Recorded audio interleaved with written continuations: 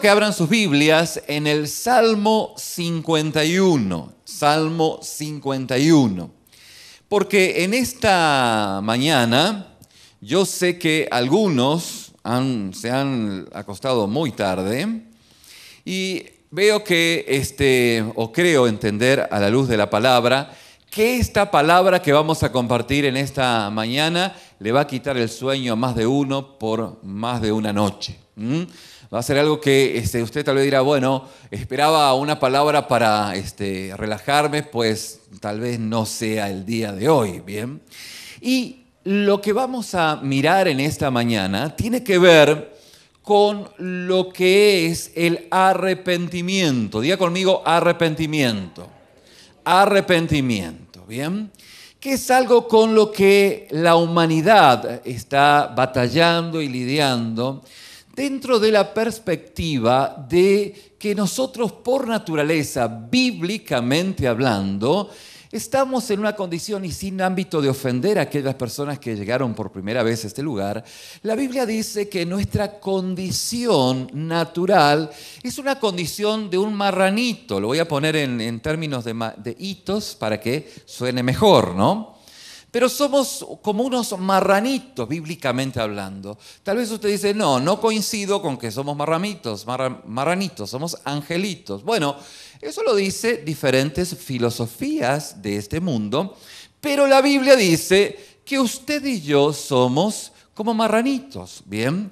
Fíjese la evidencia que cuando usted es pequeñito, lo que su papá o su mamá le va enseñando son las cosas buenas. ¿Por qué las cosas buenas? Porque las cosas malas, pues ya las tiene adquiridas. Las travesuras es parte innata de nuestra naturaleza. Y esto es lo que la Biblia nos muestra. La Biblia nos muestra con palabras más finas, y por finas no significa que sean superficiales, sino que son profundas.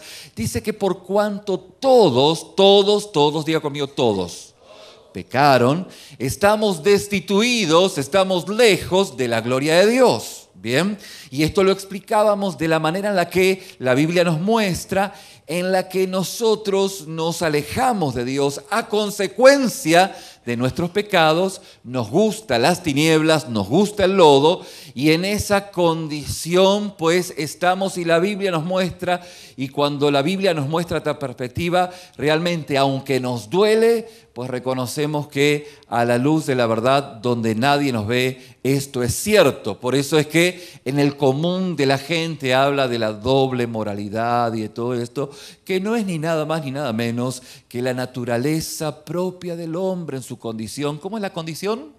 De un pero no, marranito, no vamos a poner marranesco, marranito, de un marranito, ¿sí? Que le gusta el lodo, que le gusta enlodarse, y esto es lo que la Biblia nos dice. Ahora, ¿cómo se lidia con esta situación dentro de la perspectiva no bíblica? Bueno, hay gente que dice, bueno, yo para adelante y no para atrás, aunque miro para atrás y veo pura devastación, pues ni modo, así soy. Yo soy yo y mis circunstancias, y ahí le voy y ahí le doy y voy para adelante, ¿no? Entonces, dentro de esa manera de pensar, es una manera de pensar pragmática. Diga conmigo pragmática. Y si usted dice la palabra pragmática, cuando vaya a estudiarla, se da cuenta que es el principio de un montón de pensamientos y una línea filosófica que se sustenta justamente en esta manera de vivir. Hay otros que dicen, no, todo buena onda, todo amor y paz. Humanistas, un pensamiento humanista, de esa manera va lidiando con esa condición.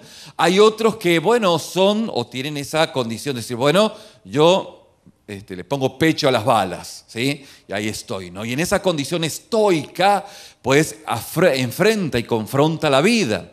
Y así hay un montón de situaciones, digamos, de manera de encarar o lidiar con la culpa que produce la condición que nos encontramos en nuestra humanidad marraniquesca. Ya ni sé cómo decirlo de una manera chiquitita, pero en esa instancia. Y esto es lo que es el contexto de la vida. Se lidia con algo que la Biblia claramente lo va mostrando, que es ese alejamiento del hombre con Dios, a lo cual no puede encontrar paz sino solo en aquella paz que solo Dios puede darle. Pero esa paz se logra no a mi forma, ni a mi criterio, ni a mi manera, sino que la Biblia, la palabra de Dios, nos va mostrando la manera en la cual nosotros vamos encontrándonos con Dios, cómo la palabra de Dios nos va ilustrando y cómo la obra del Espíritu nos va mostrando en qué condición nos encontramos y de qué forma el amor de Dios quiere cubrirnos para que nosotros podamos encaminar nuestras vidas. Y esto básicamente es el propósito de Dios para cada uno de nosotros. El Salmo 51 es un salmo fuerte, es un salmo muy fuerte, que no cuenta cuentos de hadas, sino que habla de una realidad extremadamente extremosa que nos pone, que nos muestra, que nos ubica en una realidad que tal vez no sea su realidad dentro del contexto de este problema, pero que va a encontrar varias aristas que va a decir, órale, nosotros los mexicanos, órale, no se crean, decimos, wow, qué profundidad que tiene la palabra y cómo esto me confronta con mi condición. Y fíjense que el Salmo 51 nos habla justamente desde donde la Biblia habla de poder arrepentirnos, no desde una escuela filosófica, sino desde la perspectiva bíblica. ¿Cómo es el arrepentimiento, bíblicamente hablando, desde una situación extremadamente compleja? Tal vez tan compleja como la complejidad en la cual usted esté viviendo, tal vez sin identificarse en una forma total con este escenario, pero conectándolo con muchas aristas en su vida. Y el salmista dice, al músico principal, comienza el título, Salmo de David, cuando después que se llegó a Betsabé, vino a él Natán el profeta. Para aquellos que están llegando a este lugar de visita y no conocen el contexto de esta historia, no se preocupen, rápidamente los vamos a contextualizar. Pero el salmista dice así de esta manera, ten piedad de mí, Dios, conforme a tu misericordia, conforme a la multitud de tus piedades, borra mis rebeliones. Lávame más y más de mi maldad y límpiame de mi pecado, porque yo reconozco mis rebeliones y mi pecado está siempre, diga conmigo siempre, delante de mí. Bien, contra ti solo he pecado, he hecho lo malo delante de tus ojos, para que seas reconocido justo en tu palabra y temido por puro en tu juicio. En maldad he sido formado y en pecado me concibió mi madre. Tú amas la verdad en lo íntimo y en lo secreto me has hecho comprender sabiduría. Señor, purifícame, límpiame con hisopo y seré más limpio. Lávame y seré más blanco que la nieve. Hazme oír el gozo y alegría y se recrearán los huesos que has abatido. Esconde tu rostro de mis pecados y borra todas mis maldades, dice el salmista. Fíjense qué compungido, qué constrito que estaba. Crea en mí, oh Dios, un corazón limpio y renueva un espíritu recto dentro de mí. No me eches de delante de ti y no quites de mí tu Santo Espíritu. Devuélveme el gozo, porque soy agüitado, deprimido, angustiado, entristecido. El gozo de tu salvación y espíritu noble me sustente. Entonces enseñaré a los transgresores tus caminos y los pecadores se convertirán a ti. Líbrame de homicidio, oh Dios, Dios de mi salvación. Cantará mi lengua tu justicia. Señor, Abre mis labios y publicará mi boca tu alabanza, porque no quieres sacrificios que yo lo daría, no quieres holocausto. Los sacrificios de Dios son el espíritu quebrantado, al corazón contrito y humillado no despreciarás tú, oh Dios. O sea, no es una ofrenda, no es una acción externa y ya está todo. No, hay una actitud del corazón que David estaba entendiendo.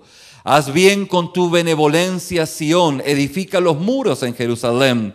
Entonces te agradarán los sacrificios de justicia, el holocausto o ofrenda de todo quemada, entonces se ofrecerán becerros sobre tu altar.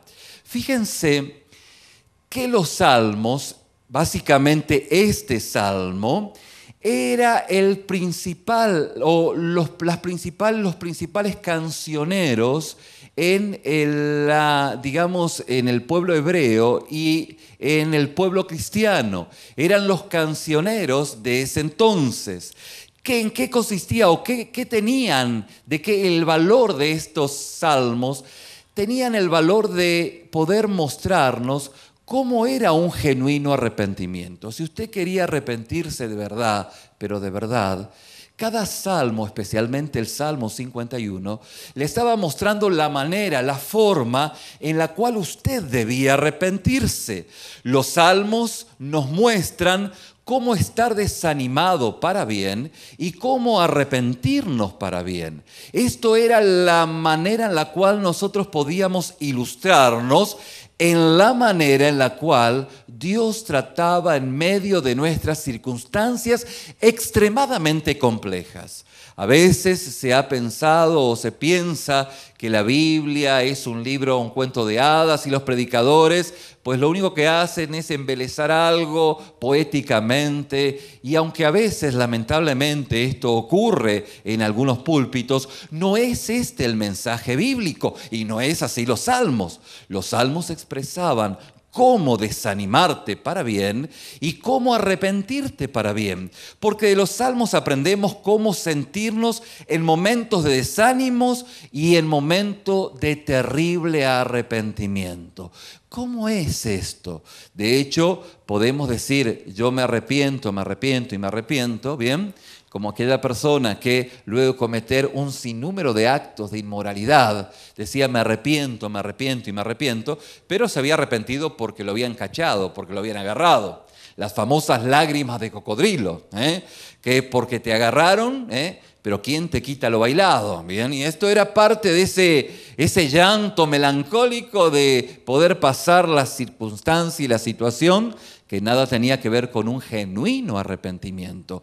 Y la Biblia nos muestra cómo arrepentirnos para bien, pero nos muestra también la situación en la cual el salmista se encontraba. Fíjese que el Salmo 51, el título dice, para el director del coro, Salmo de David, cuando después que se llegó a Betsabé, el profeta Natán lo cachó, lo visitó, y le pegó una exhortación, una piedricación, que lo hizo ver la condición, la realidad de su corazón, sin el encubrimiento o el ayornamiento de lo que podía ser las apariencias. Porque Dios, mi querido, no mira las apariencias, ni para qué echarle mentira.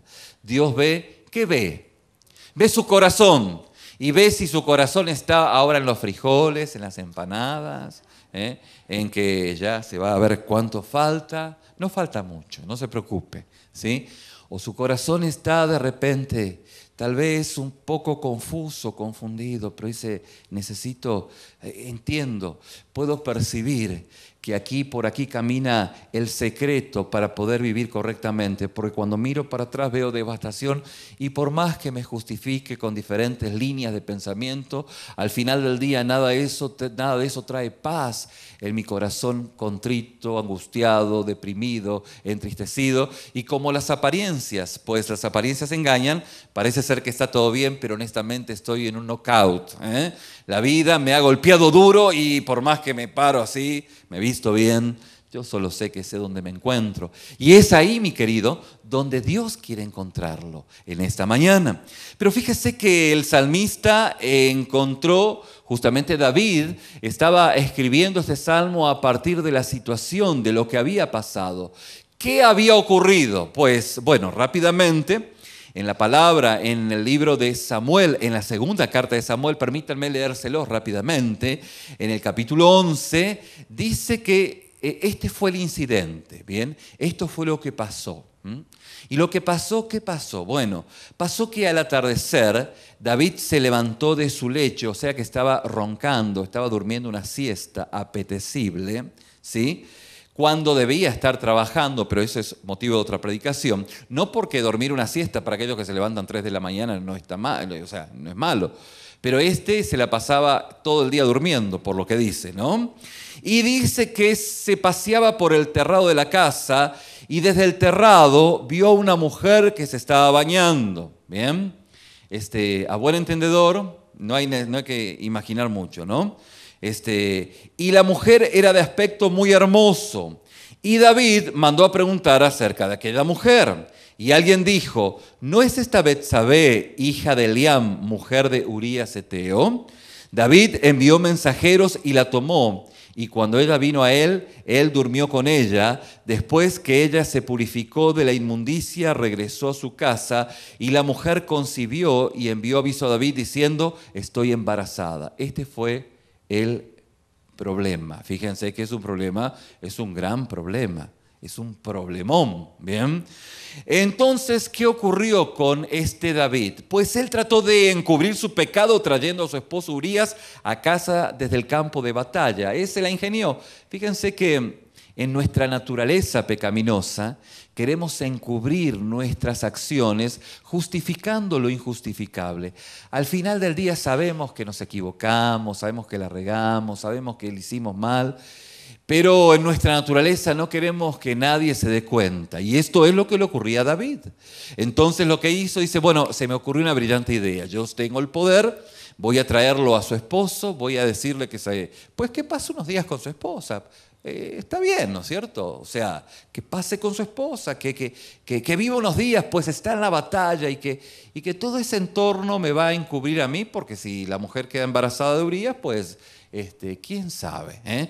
No hay tecnología para poder verificar, así que está todo bien. Fíjense cómo fue ideando un plan. Lo que no ideó David es que Urías, el esposo, era un hombre noble. Era un hombre que no se asoció al plan de David. Al contrario, dice, no puede ser que yo pueda estar con mi esposa y mis compañeros, mis soldados o compañeros de milicia estén batallando.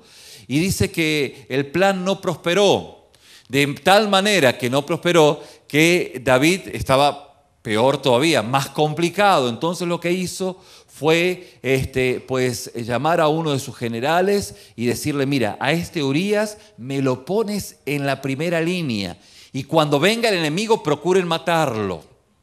Fíjense cómo se ideó un plan increíblemente diabólico. Pero usted dice, no, espéreme. Si yo me pongo a pensar en los planes que he hecho en mi vida, pues encuentro cierta similitud y coincidencia. Tal vez no ahí, pero encuentro similitud y coincidencia con mi corazón. O sea, puedo llegar a entenderlo a David en lo que David hizo. Y eso es parte de la condición natural. Aquí, fíjese que la Biblia no encubre esta situación ni se escandaliza, nos muestra nuestra condición. En David nos muestra nuestra condición. Y esto es lo que ocurrió. Entonces, a Dios que no se le puede engañar, ¿qué es lo que no se puede hacer con Dios? No se lo puede engañar, Aunque usted crea que puede engañarlo a Dios no se lo puede engañar. Y es sabio aquel que reconoce su condición delante de Dios y se expone ante Dios. Se expone y dice, la verdad que me veo totalmente enlodado. Obra de lo que el Espíritu Santo en esta mañana pudiera estar haciendo en su vida. Y usted dice, esto es altamente incómodo. La incomodidad y la inquietud que me está produciendo esta palabra, en realidad sí es coincidente con el lodo que estoy viendo en mi corazón. Pero esto es lo que en realidad estaba ocurriendo con David. David hasta ahora estaba de una manera muy cómoda superando las dificultades, transando y avanzando, avanzando y transando. Iba todo bien, ¿hasta cuándo? ¿Hasta dónde? Hasta que se encontró con Natán. Natán era la representación, era un profeta, la representación de Dios, hablando directamente a su corazón. Y en un momento, Natán le dice, mira, pues te quiero contar una historia, a ver cómo la ves. El cuento es que había un hombre que tenía una sola ovejita, ¿no? Y había otro que tenía muchas ovejas. Y el ingrato que tenía muchas ovejas, palabras más, palabras menos, para aquel que cuando va a leer la Biblia, ¿de dónde dijo ingrato? No, ingrato no dice, pero para, digamos, contextualizarla, ¿no? Resulta que el ingrato que tenía como 100 ovejas agarró, ¿y qué crees que pasó? Agarró la ovejita del que tenía solo una y se la mató y se la comió. ¿Qué hay que hacer con este? Y David dice, no, yo soy el rey, yo tengo, ¿esto pasó? Sí pasó, dice Natán. Pues vamos contra ese, hay que matarlo, y dime quién es. Y Natán le dice, pues tú, eres tú. Y ahí estaba, ¿cómo la ve? Ahí se dio cuenta que se equivocó, que la regó, que de todo, se reconoció su condición. Hay un pasaje en la Biblia que es totalmente increíble, en la cual dice, en 2 de Samuel capítulo 11 dice, versículo 27, pero lo que David había hecho fue malo a los ojos del Señor. Es una oración muy desechada, muy triste, muy turbia. David hizo lo malo delante del Señor. ¿Me van siguiendo hasta acá? Esta es la historia. Pero hay algo notable, porque fíjense que Natán luego le dice a David, el Señor ha quitado tu pecado, no morirás, dice en 2 Samuel capítulo 12, versos 7-15. Dice, el Señor ha quitado tu pecado, no morirás. Sin embargo, por cuanto este hecho ha dado ocasión de blasfemar a los enemigos del Señor, ciertamente morirá el niño que te ha nacido. Y usted dice, ¿cómo? Vamos a leerlo otra vez. El Señor ha quitado tu pecado. A ver qué dice. El Señor ha quitado tu pecado. O sea, Urías está muerto. Betsabé fue violada. El bebé va a morir y el profeta dice, el Señor ha quitado tu pecado. O sea, David cometió adulterio, David cometió asesinato, David era culpable de la muerte de ese niño. Y acá Dios le dice, ¿cómo le dice? Dios ha quitado tu pecado. Fíjese que usted dice, bueno, ¿y cómo es esto? ¿Dios es un juez justo? ¿Es un juez justo Dios? Bueno, pero acá parece que, ¿y cómo conecto esto? ¿Me explico? Fíjese la realidad a la que nos confronta la palabra. ¿Es justo o no es justo? Hace un tiempo estuve con personas que estuve en un juicio de un pedófilo, ¿sí? Y lo condenaron a cadena perpetua, ¿bien? Y la gente que estaba en el juicio, pues, ninguno le daba nada de misericordia, nada de misericordia. Ahora, ¿y acá cómo es esto? ¿Cómo es esto? Porque esto es un hecho que nos confronta, una condición a la que David estaba expuesto y a la cual nos muestra la palabra que es una realidad a la cual tenemos que encontrar una respuesta y que Dios nos muestra esta respuesta en su palabra. ¿Por qué? Porque la indignación que podemos sentir ante este hecho al cual nos estamos confrontando y estamos siendo enseñados es la misma indignación, diga conmigo indignación, ¿Usted se pudiera sentir indignado con una persona que ha sido abusadora, con una persona que ha sido homicida? ¿Usted se pudiera sentir indignado? Claro que sí. Nos podemos sentir indignados, ¿eh? Pero fíjese que es la misma indignación que usted puede sentir, que yo puedo sentir, que la que el apóstol Pablo sintió cuando en realidad dio el marco de entendimiento a lo que estaba aconteciendo en esta situación.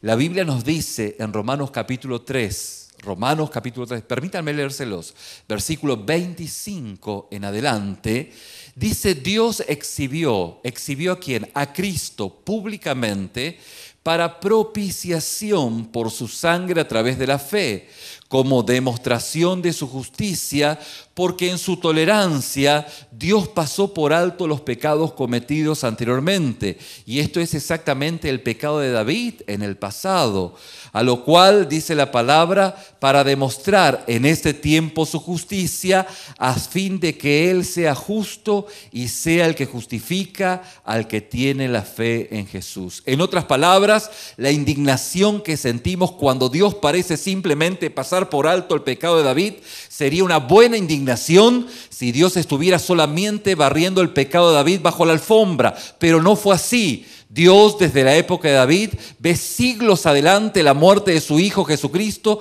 quien moriría en lugar de David. Y cuando Cristo murió en la cruz del Calvario, murió por todos los pecadores. Esta es una realidad. Y esto es lo que David, en la misericordia de Dios, estaba entendiendo en la boca de Natán. ¿Pero por qué? Porque había arrepentimiento. Ahora, no se preocupe, nos queda un tiempito más, vamos a ver cómo es el arrepentimiento de David en unos minutos que vienen. Pero lo cierto es que David lo que hizo, pues en ese ámbito, dice, bueno, yo entiendo que hay condenados que se van al infierno, pero hay condenados que han de recibir misericordia. No lo entiendo muy bien, pero parece ser que yo soy uno de ellos.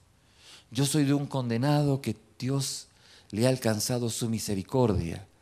Ahora, esa misericordia de Dios tuvo la base en el arrepentimiento, en la manera en la cual David reconoció su condición, que vamos a verlo en unos minutos que vienen. Por eso es que esto es justamente lo que la Biblia nos muestra. La muerte del Hijo de Dios es suficientemente indignante y la gloria sustentadora de Dios es suficientemente grande, de modo que Dios es vindicado al pasar por alto el adulterio de David y su muerte o sus homicidios y su mentira. ¿Por qué? Porque cada hombre, mujer, joven y niño que tiene un genuino arrepentimiento encuentra la misericordia de Dios. Y a quien más se le perdona, más ama. Más sabe de dónde estaba el mugrero en el cual estaba. Y usted dice, bueno, pues yo no tengo tanto mugrero, tal vez porque no se está mirando bien al espejo. Claro, mijo. Si usted no se mira bien al espejo, usted va a decir, no, está todo bien. No, mírese al espejo, mírese cómo el Espíritu Santo le está mostrando su condición y va a mirar para atrás y va a ver pura devastación, producto de que Dios no está ahí, mijo. O a lo sumo es la llanta de refacción. Es la llanta que usted tiene guardada ahí por si se le pincha la rueda, se le poncha la llanta y usted va y la busca. Pero Dios no es ese el propósito de Dios en su vida. Dios quiere conducir su vida, guiarlo. Y usted ha de reconocer que el secreto de la vida es no poner toda su fuerza y poder decir yo la puedo, toda su inteligencia y yo la hago. No. El secreto de la vida es poner toda la inteligencia de Dios puesta en acción y toda la fuerza de Dios puesta en acción. De tal manera que usted lo ha de conocer tanto a Cristo en su vida, que cuando llegue el último día de su vida en esta vida, usted no va a tener miedo al pasar para el otro lado. Porque usted va a decir, bueno, pues si el Señor me cuidó tanto de este lado, no me cabe lugar a duda que acá cuando estoy solito, y ya estoy a punto de, sé esto si usted no entra en un coma o tiene una tragedia, ¿no? Pero si usted está en ese punto, usted tiene la seguridad, diga conmigo seguridad, seguridad de que el otro lado el Señor lo está sosteniendo. Ahora, ¿por qué tiene esa seguridad? Porque usted ya lo conoce al Señor. Todos los días, día con día, usted vivió en comunión con Él. Y usted empezó a aplicar esa palabra. Y usted empezó a vivir esa palabra. Y usted empezó a experimentar esa palabra en su vida.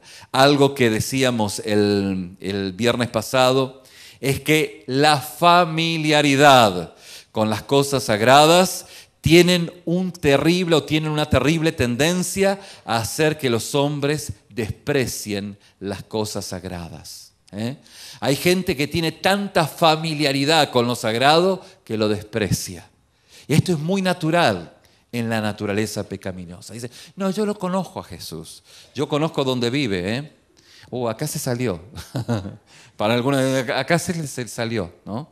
Yo sé dónde vive, pero esa familiaridad lo que hace es justamente hacer de aquel hombre que desprecie lo sagrado, que no valore lo sagrado, que le valga un cacahuate lo que es la presencia y la obra de Dios en su vida. ¿Qué es la llanta de refacción cuando algo se atora? Seguramente que sí. Y Dios en su misericordia le extiende la mano. Pero vivir de esa vida o vivir de esa manera es no saber, no conocer cuánto Dios tiene para su vida cuando usted es obediente a su guía y su señorío propio de la obra de lo que el Espíritu Santo hace en su vida cuando usted reconoce su condición y se arrepiente, tanto como en esta mañana vamos a ver, o estamos viendo, mejor dicho, vamos a ver en minutos que vienen en la vida de David. Bien, por esto es que la muerte de nuestro Señor Jesús en la cruz del Calvario es suficiente para perdonar todos los pecados. Aún a un violador, aún a un pedófilo, aún a lo que fuera, a lo que fuese. Obviamente hay consecuencias, hay consecuencias. Pero haber encontrado el perdón de parte de Dios es justamente algo que Dios solo puede hacer en su misericordia. Y fíjese que esto es parte de lo que la Biblia nos muestra y esta es la respuesta que David tuvo hacia su pecado, hacia la complejidad de la situación en la que estaba viviendo. Y usted dirá, ¿qué hizo? Bueno, lo primero que hizo se volvió hacia Dios. ¿Qué hizo? Se volvió hacia Dios. Dice el versículo 1, ten piedad de mí, oh Dios, conforme a tu misericordia, conforme a lo inmenso de tu compasión, borra mis transgresiones. Fíjese 3 veces, dice, ten piedad conforme a tu misericordia y conforme a tu inmensa compasión.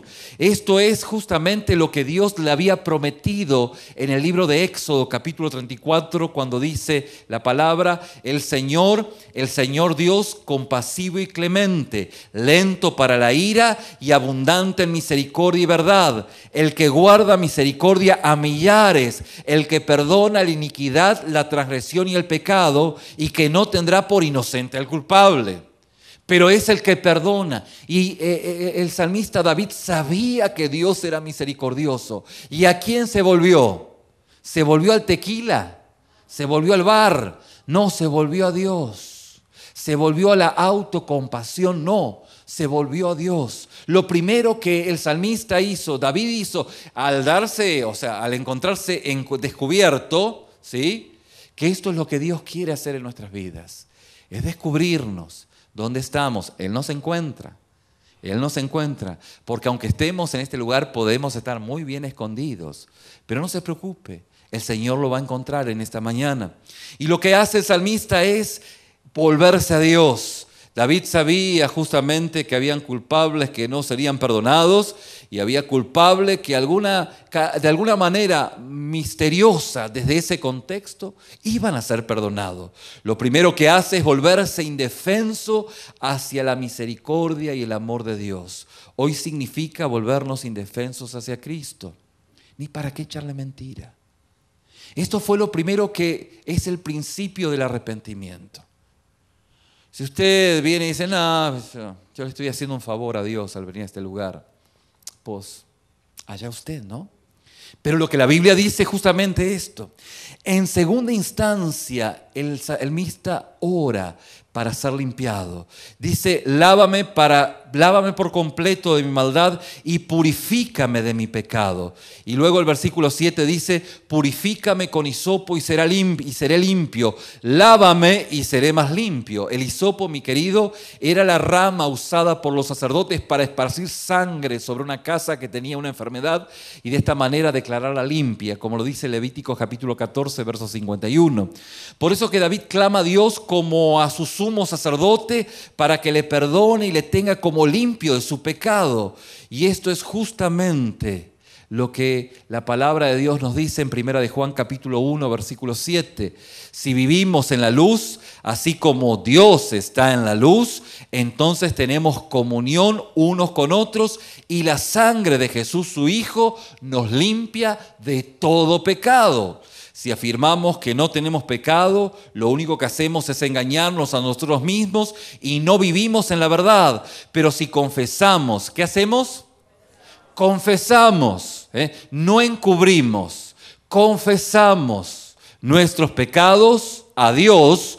Él es fiel y justo para perdonarnos nuestros pecados y limpiarnos de toda maldad. ¿Bien? Ya que no hay manera de ser más explícito. ¿Bien? Si usted quiere seguir por el monte en oscuridad, ya es su problema. Pero lo que dice la palabra es clarito en cuanto a la limpieza. Y David sabía que pidiéndole al Señor que lo limpiase, iba a encontrar la misericordia de parte de Dios. Por eso es que David, en primer lugar, se encontró como indefenso. No puso barreras, se puso indefenso. Señor, me descubriste en esta mañana. Me encontraste, me cachaste, acá estoy. Se encontró indefenso en primera instancia. Luego, en esa condición de indefenso, buscó ayuda a Dios. Y luego ora para que Dios, en su misericordia, le perdone y le limpie. ¿Por qué? Porque él confiesa la seriedad de su pecado. No es cualquier hoja de estafiate, no es cualquier moco de pavo, no es cualquier cosa. No es cualquier cosa. Sí, el pavo, yo ni sé por qué, pero es algo simple. ¿Sí?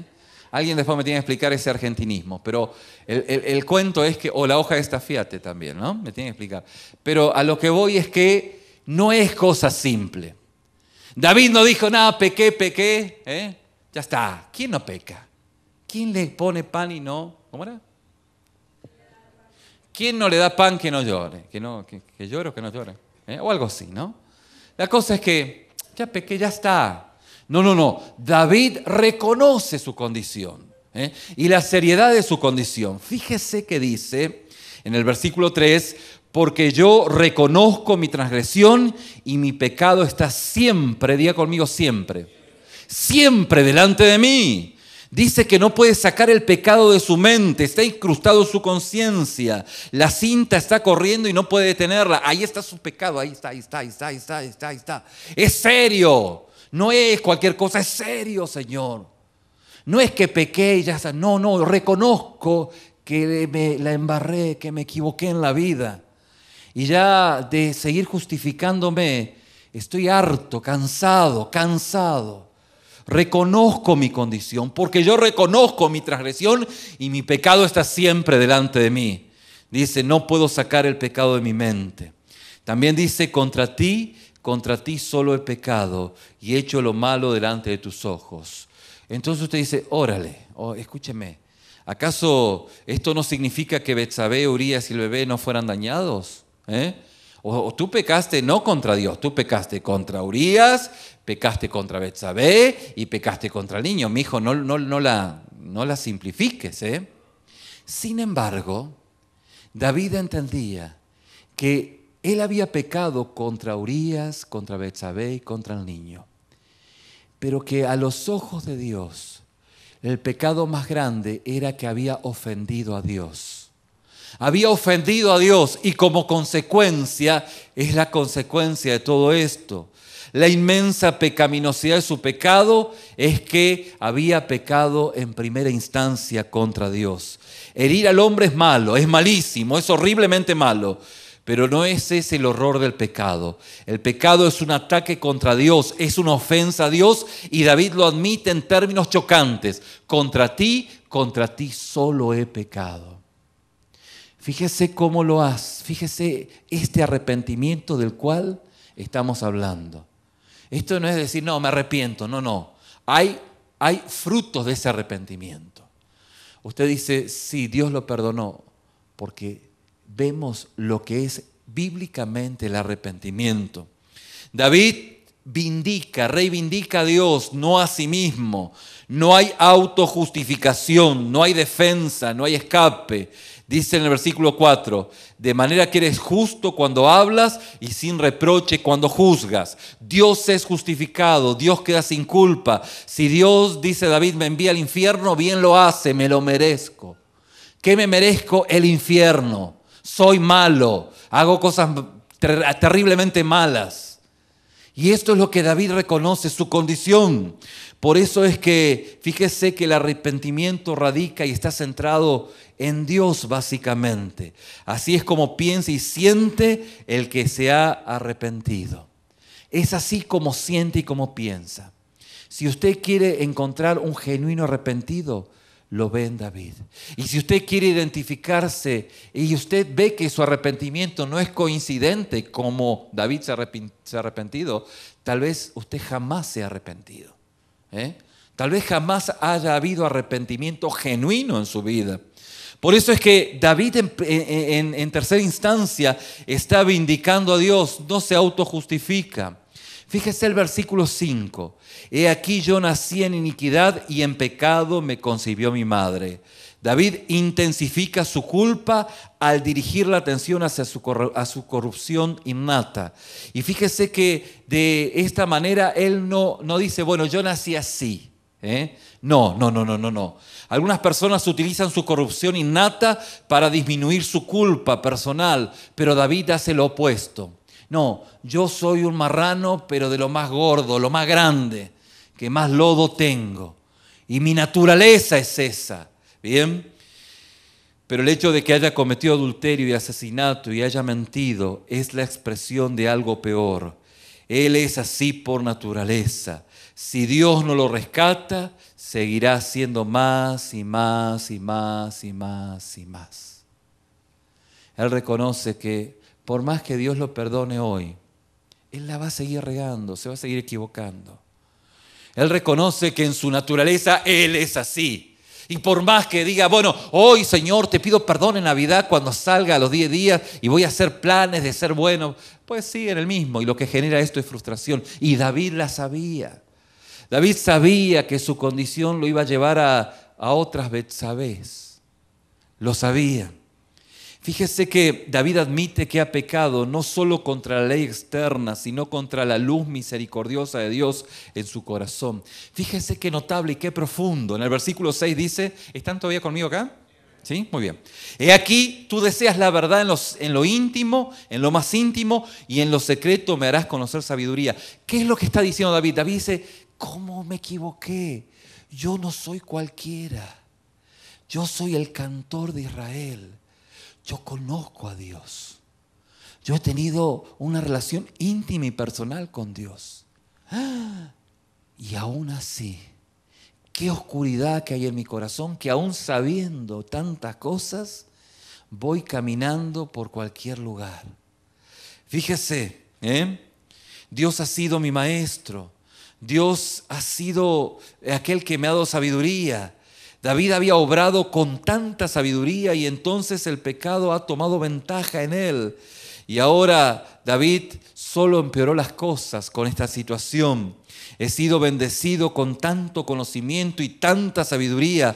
Oh, dice David, con tanta profundidad y qué depravación que hay en mi corazón y en mi mente, que aún conociendo tanto a Dios, me estoy equivocando.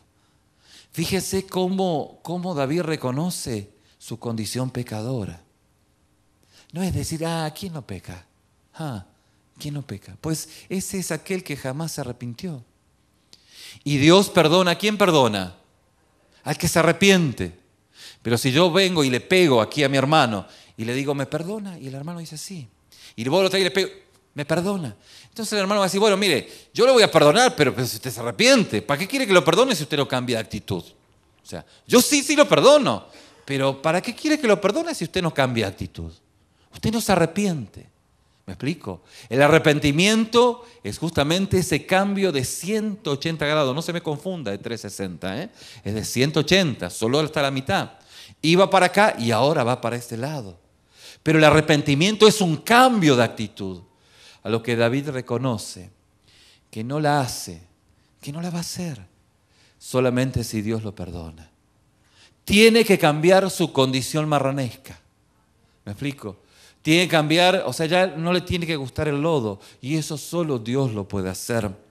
Por eso es que él ora pidiendo renovación. Finalmente, después de volverse desamparado hacia la misericordia de Dios y ora por perdón para ser limpio y luego confesar la profundidad y grandeza de su pecado y corrupción, David pide más que perdón. David pide renovación. Esto es lo que hace un corazón arrepentido. Él está apasionadamente comprometido con ser cambiado por Dios. Fíjese que aquellos quienes están comprometidos con ser cambiados por Dios, tanto los adúlteros, los asesinos, los mentirosos, los que acosan sexualmente a menores, detestan lo que fueron. No lo cuentan como sus glorias, lo detestan. Se avergüenzan de dónde han salido. Pero tal vez usted no es un violador, pero de donde Dios lo saca, usted se avergüenza. Y si no se avergüenza, usted no ha experimentado el poder de Dios en su vida. Porque hay un avergonzamiento. David se avergonzaba de dónde había estado. Y esta culpa es para bien. Eso está bueno. Usted dice, no coincide, no es consistente con los principios psicológicos, psiquiátricos de la actualidad. Claro, pero la Biblia camina por otro lado en una saludabilidad que solo Dios puede hacer a través de una obra milagrosa de su Espíritu en nuestras vidas. Y esto es lo que pasa, esto es lo que ocurre. Fíjese que lo que hace David, él ora pidiendo renovación. Ora que Dios le confirme su elección. Dice el versículo 11, no me eches de tu presencia y no quites de mí tu Santo Espíritu. Señor, no me saques, confírmame, soy tu hijo. Me equivoqué. Pero tal vez usted en esta noche dice, bueno, yo no soy hijo de Dios, porque el Señor no es quien gobierna mi vida. Bueno, tal vez en esta mañana usted puede decir, bueno, Señor, te pido, Señor, que me aceptes. Te recibo. Tu gracia me ha confrontado y quiero rendir mi vida a lo que tú estás haciendo. Reconozco mi condición. Ya ni para qué echarte mentiras. Reconozco de que nadie sabe, pero yo sí sé qué tan marranito soy y cómo me encanta el lodo. Solo falta vivir en la intimidad y ya vivir como quiero. Pero fíjese que en este caso David, que quien conocía, él conocía a Dios, justamente dice, Señor, confírmame. Él ora por un corazón y un espíritu nuevo y correcto y firme. Dice el Salmo 51:10, crea en mí, oh Dios, un corazón limpio y renueva un recto espíritu dentro de mí. El espíritu recto es un espíritu establecido, firme, inconmovible. Él quiere acabar con el tipo de inestabilidad que acaba de experimentar. Andaba así. Dice, no, ni ya. Hoy ando en las nubes, mañana en el infierno. No, Señor, no, basta. Señor, dame un corazón, un espíritu recto, inconmovible. Ora por el gozo de la salvación de Dios y por un espíritu que gozosamente desea seguir la palabra de Dios y ser generoso con las personas en lugar de explotarlas. En lugar de desear de explotarlas. Dice el versículo 8, hazme oír el gozo y alegría que se regocijen los huesos que has quebrantado. Devuélveme la alegría de tu salvación, que un espíritu obediente me sostenga. ¿Vamos bien hasta acá? Fíjese, no es sorprendente, no le sorprende que en ninguna parte del Salmo David haga una oración directa acerca del sexo. Todo comenzó con el sexo, llevándolo al engaño, al asesinato. ¿O no fue así?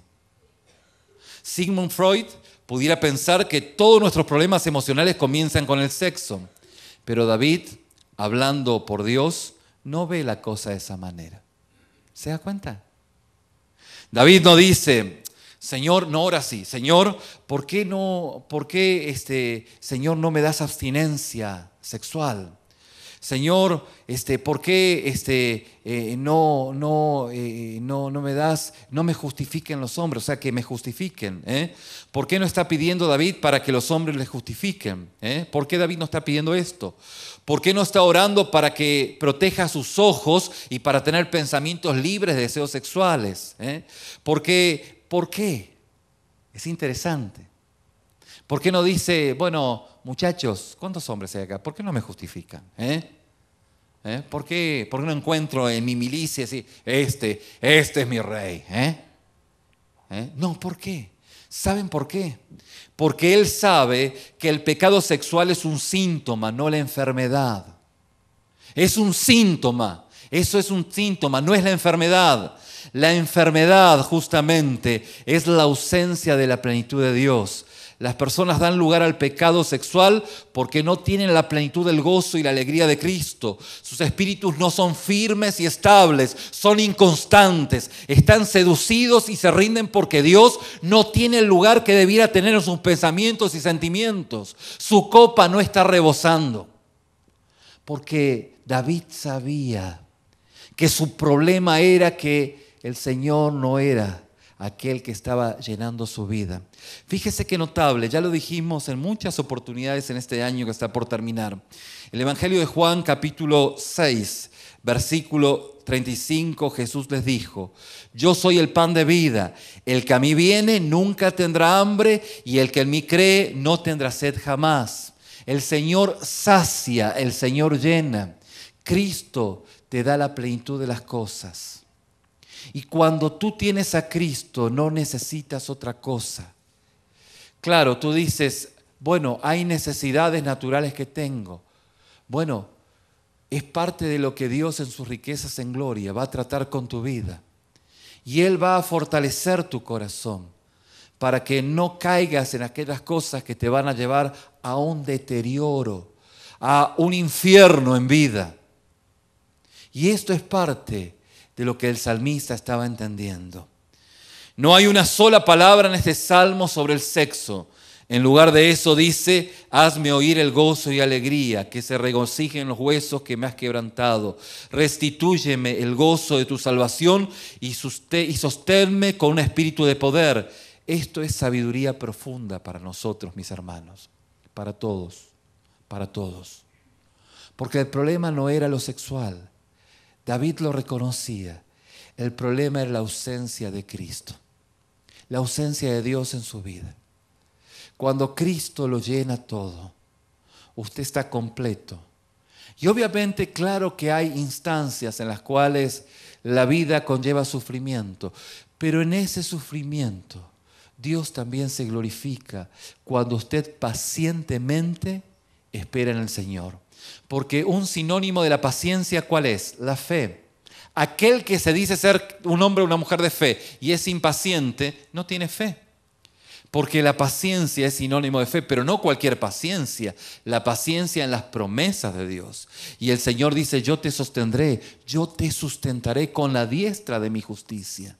Y ahí nos fortalecemos en su palabra. Y su palabra empieza a hacerse rema, empieza a hacerse evidencia en cada cosa que vivimos. Y tenemos un gozo que no se domestica ante cualquier adversidad. Es un gozo indomable que solo viene del favor de Dios, de la gracia de nuestro Señor, obrando en nuestra vida cuando nos arrepentimos.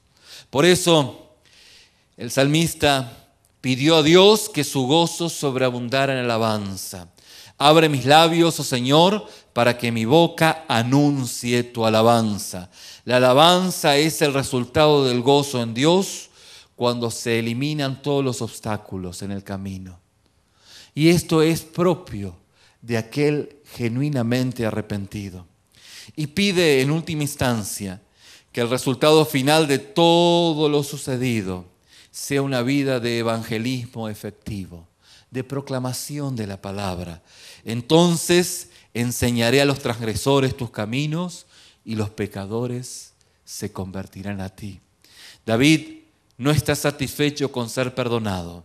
No está satisfecho con ser limpiado, no está satisfecho con ser elegido, no está satisfecho con tener un espíritu recto, no está satisfecho con estar gozoso en Dios, no estará satisfecho hasta que su vida quebrantada sirva para sanar a otros.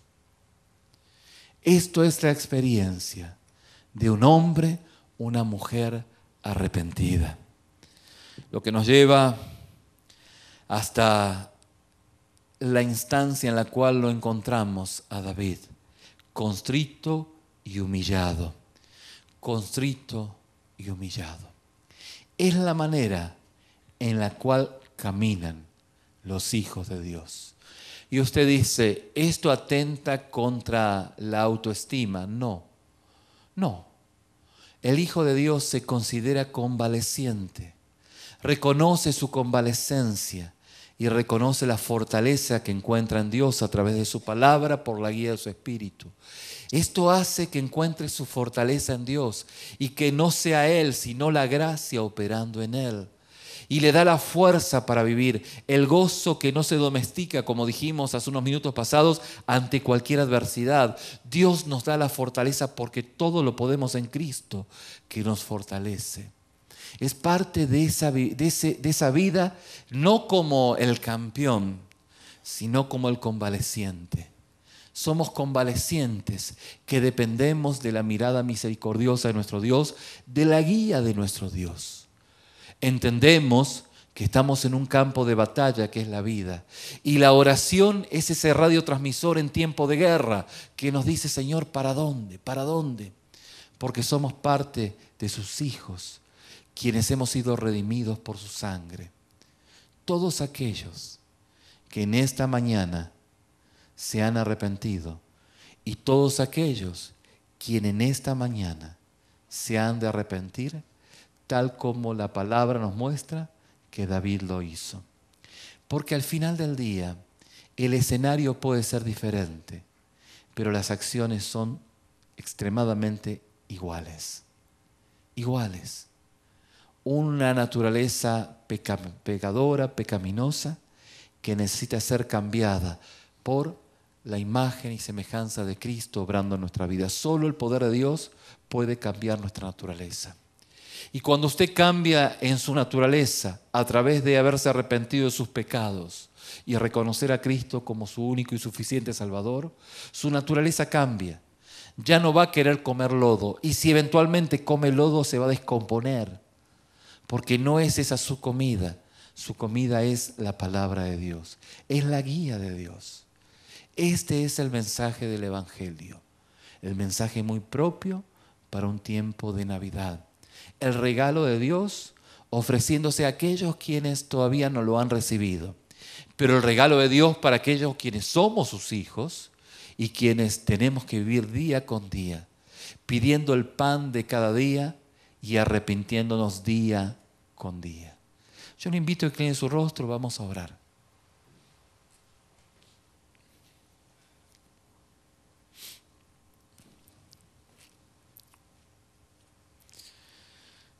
El gozo de un corazón quebrantado es fundamental. Ser un hijo de Dios significa ser quebrantado y contritado. Mire, mi querido, no cometa el error de pensar que usted está más allá de esta vida. Esta es la marca de los hijos felices de Dios hasta que mueren. Estamos quebrantados y contritados en todo nuestro viaje a casa.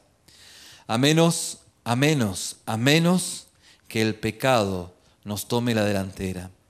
Estar quebrantados y contritos no limita nuestro gozo y alabanza y testimonio.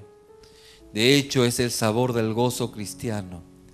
Es la alabanza y el testimonio. Esto es lo que es el genuino arrepentimiento. Cualquier otra cosa es una burda imitación. Y seguramente dentro de diferentes escuelas de pensamiento filosófico le van a dar caminos para lidiar con la culpa. Pero al final del día, todos son caminos, todos son callejones sin salida. La palabra dice que Cristo es la verdad, el camino y la vida.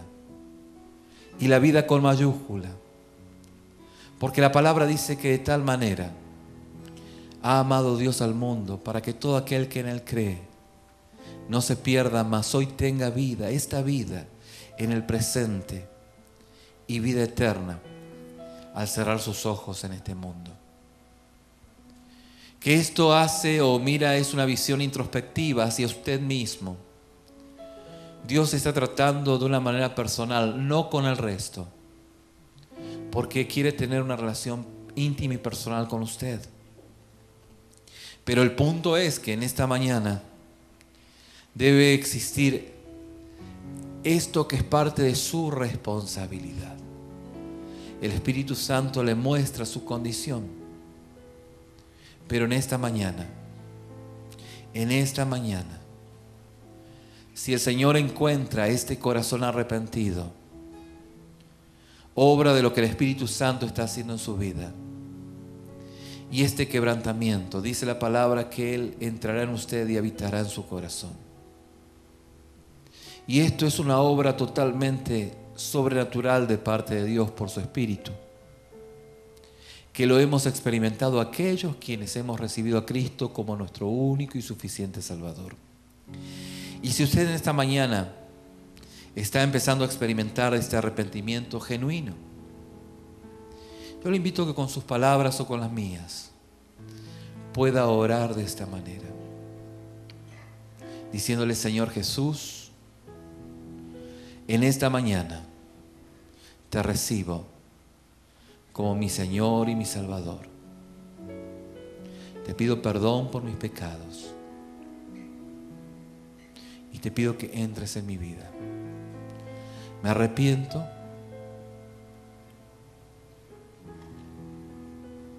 y reconozco qué tan feo es mi pecado. Y para aquellos quienes son hijos de Dios, pero así como David, que el ojo le llenaba otra cosa y no Cristo, no están satisfechos en el Señor. Este es el tiempo de arrepentirse y saber que todos los pecados acontecidos tienen que ver con el síntoma, no con la raíz. La raíz es que Cristo no es el Señor de sus vidas. Y este también es un tiempo de arrepentimiento. Padre, ministra en estos dos diferentes escenarios a cada uno de tus hijos. Ministra sus corazones. Permite que tu gracia esté obrando en sus vidas. En el nombre de Jesús.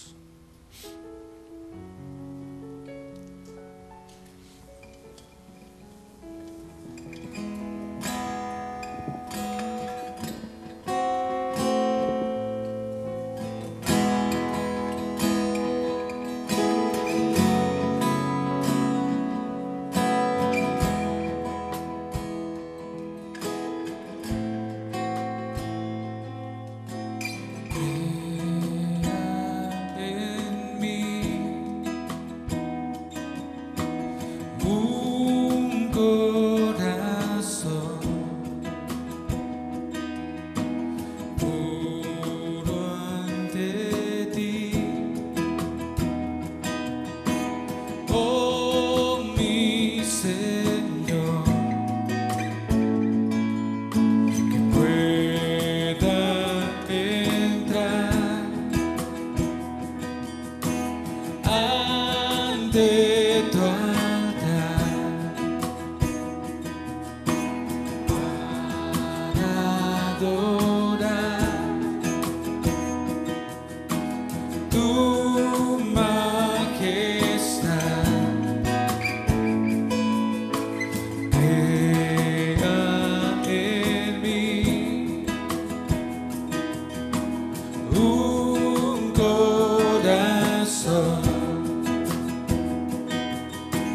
Juro ante ti, oh mi Señor, lávame más de mi maldad para tu alabanza poder publicar.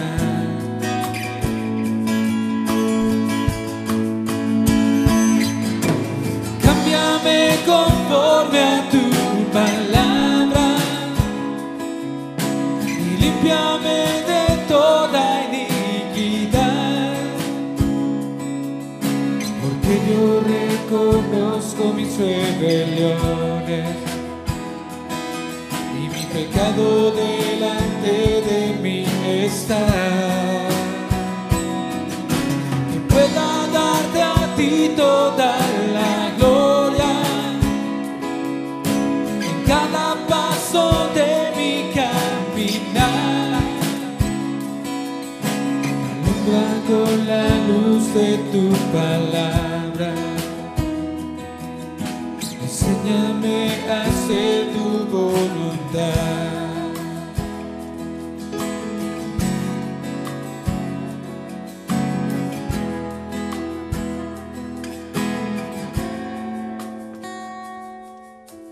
Crea en mí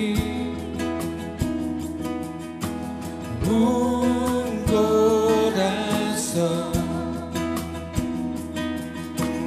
puro ante ti, oh mi Señor, pueda entrar ante tu altar para adorar tu majestad. Crea en mí un corazón ante ti, oh mi Señor, lávame más de mi maldad para tu alabanza poder publicar.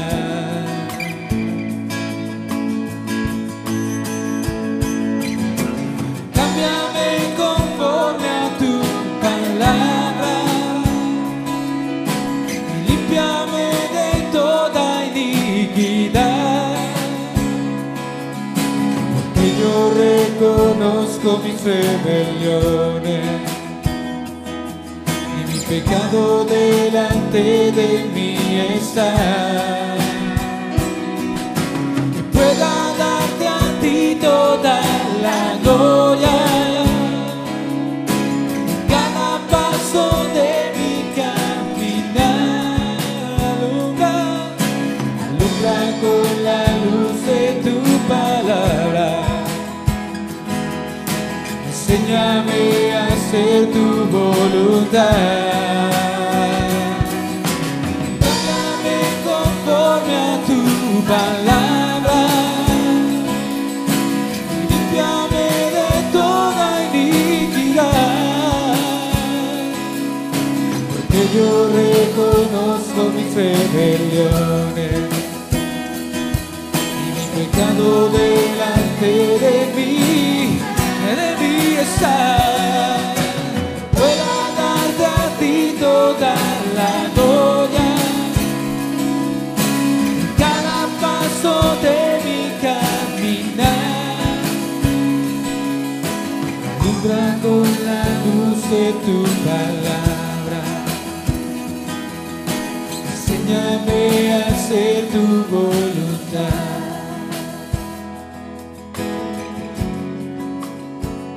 Alumbra con la luz de tu palabra y límpiame de toda iniquidad, de toda maldad. Límpianos, Señor.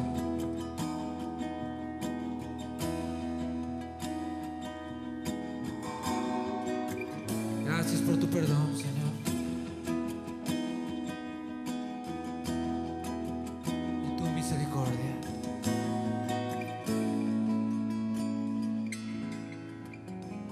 Gracias. Un fuerte aplauso a nuestro Dios por su perdón.